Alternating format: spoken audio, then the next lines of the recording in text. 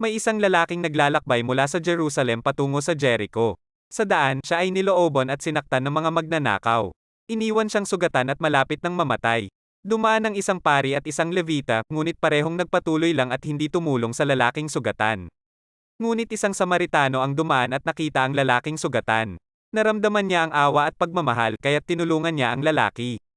Binyandage niya ang mga sugat ng lalaki, ibinuhos ang langis at alak at dinala siya sa isang tahanan para alagaan.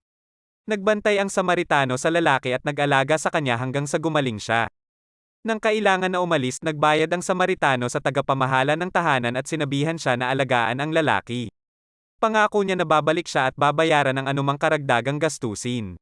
Ang kwento ng mabuting Samaritano ay nagpapakita ng kahalagahan ng pagmamalasakit at pagtulong sa kapwa kahit sino pa sila o anuman ang kanilang pinagmulan.